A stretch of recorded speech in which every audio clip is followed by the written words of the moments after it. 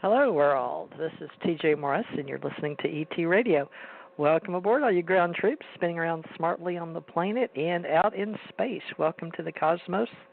We are the Cosmos Connection with Janet Carroll Lessin and myself, TJ Morris, also known as Theresa J. Morris. Happy Valentine's Day, everybody. We're very excited to have a musician for you on Valentine's Day. This is very rare. We just take who Janet Carroll Lessin finds floating around in space. So this particular gentleman, you may remember the music. He was inspired to write, and we have grown up with it. With actually a song called Wipeout. And his name is Merrel Fankhauser. So I remembered his face. I imagine you guys have seen him around too. Television, movies, films.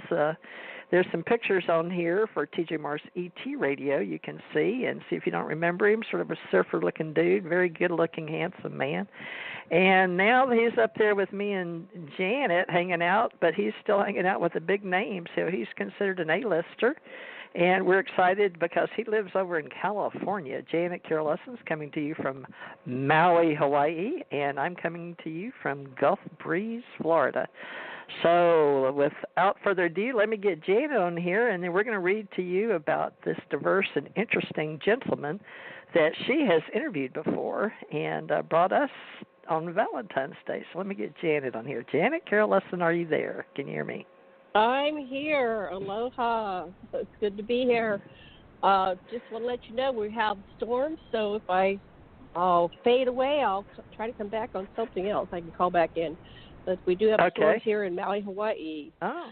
So, yeah. So, yeah, our river is overflowing. I know Merrel will relate to you how when he lived in Maui, I think he was out towards Hana or something, but I'm over in the Wailuku, Wai'ehu area.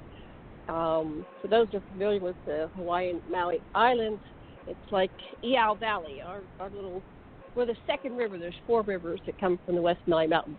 And it's been torrential rain, so we can't cross our stream and get out of here, and the electric almost went off, and the river's chocolate muddy, and so it's an exciting day here in Maui. Okay. And I'm really excited to be here.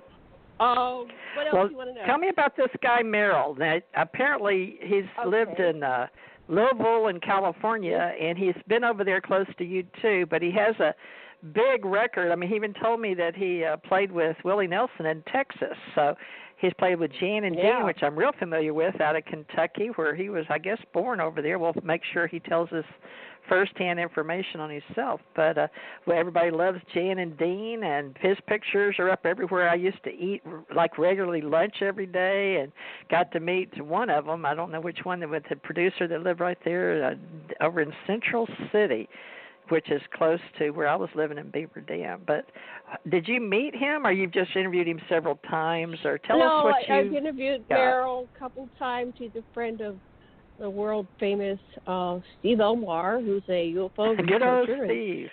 Yeah. And Steve had me reach out to Merrel. This is years ago, and so we've had shows periodically. It's been a while since we've had a show, but Merrel has lived one of the most diverse and interesting careers in music.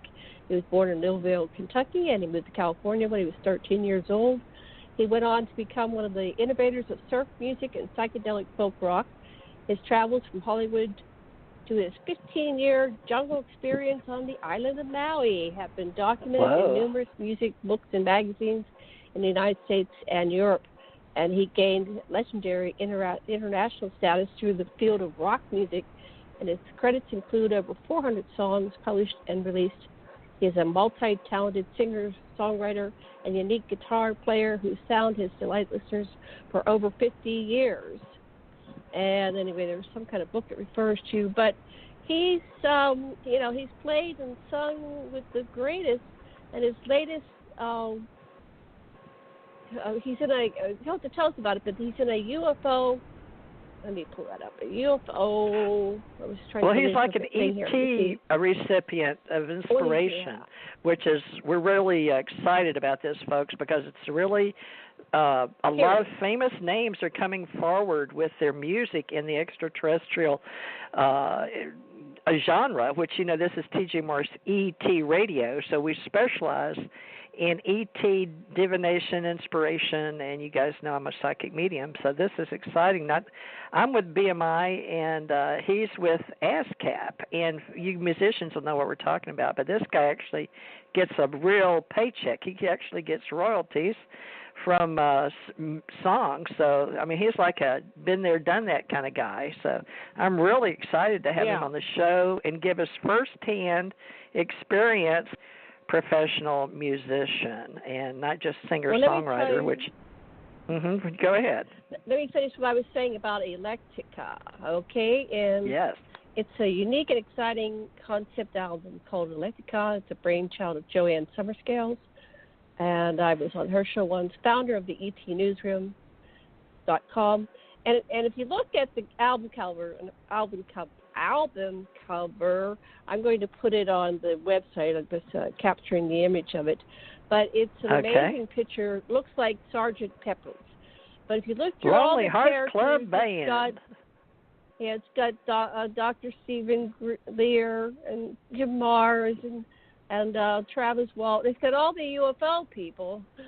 Doesn't have the Lessons, though. Doesn't have Theresa J. Morris. We have to make that change for the next one. But it has Merrel. Well, if we live long enough to change the world, we'll get Merrel to make us a new one before he leaves the planet. Well, he may have to stick around a few more years to get us on there. Yeah, he needs some old women. We used to be pretty good-looking women, but you talk about a hunk. I swear, Janet, I think I had a crush on this dude. I really did. He's close to my age. Yeah. Anyway, I'm gonna. I think we should bring him on here and let Merrel tell his own story. But I'm really curious. I'm looking at this album and I want to know what it's about. But Merrel, welcome to the show, and tell us what you want about yourself. But somewhere in the course of this show, I want to know about this album and what it means. There's all these people. Are they on the album, or is it just musicians? You don't have Michael Lee Hill here. Michael Lee Hill is the son of Eric Clapton, and he was adopted out, and then he found out later, he was so shocked, he was already a full-on musician, and then he finds out he's Eric Clapton's son. He found his birth mother first, and she goes, "Do you want to know who your father is?" And he goes, "Oh yeah, that'd be nice. Who's my father?" He was like amazed. Anyway, welcome, all right. Merrel. I want to hear Merrel. Yeah, you've interviewed him before. I haven't. I'm excited. Merrel, you're live and on the air with TJ and Janet, or Janet and TJ. Welcome, Merrel, and we're real excited to have you, as you can tell. So we're going to let you take the floor. Tell us all about you, because remember, I've never interviewed you. I recognize your picture and your work, but tell me who you are, Merrel. You were born on the planet. First of all, thank you both for all those flattering remarks. And I want to wish everybody a warmest aloha on Valentine's Day today. Thank you. Yeah. And thank you. TJ, actually, my parents spelled my name like it should be pronounced Merrel, but it's Merle, like Merle Haggard.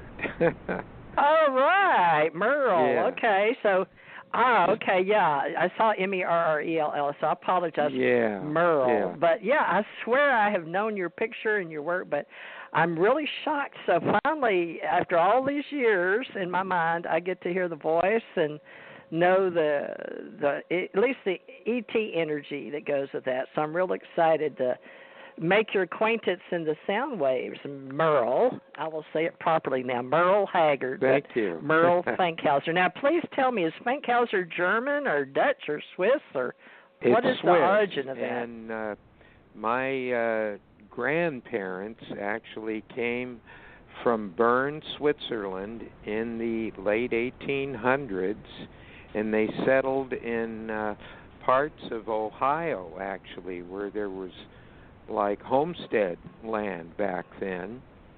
And actually, my grandfather wasn't married yet when he came, and he met this French-Canadian Wyandot Indian lady named Nellie Tayo, and they were married. And then when my dad met my mom, he met my mom at Churchill Downs, where the Kentucky Derby is run. And my mom was born in Germany, so she was German. So I'm German, Swiss, and part Wyandotte Indian. And, wow. Well, it makes yeah. a gorgeous combination of biological, if you don't mind me saying so. Well, beautiful container that you got there going on for this ET spirit. I really relate to Native Americans, and when I moved to Hawaii in 1973, I felt an immediate kinship to the Hawaiians, the people in Hawaii, and how they accepted me so well, being a blonde, haole. But anyhow, the E.T. Album that just came out here in January, Eclectia, you were talking about the album cover. Well, some of the musicians are on it, and actually some of the people like Grant Cameron, the UFO researchers that are on the cover, are also on the album, because the album is unique because it's 17 bands from the U.S., Canada, and the U.K. that all feel their music has been influenced or inspired by ETs or UFOs. And, there's a map inside the CD cover that numbered, and it tells who's who and where they're at. And I'm right up in the left corner below Neil Young and just above David Bowie.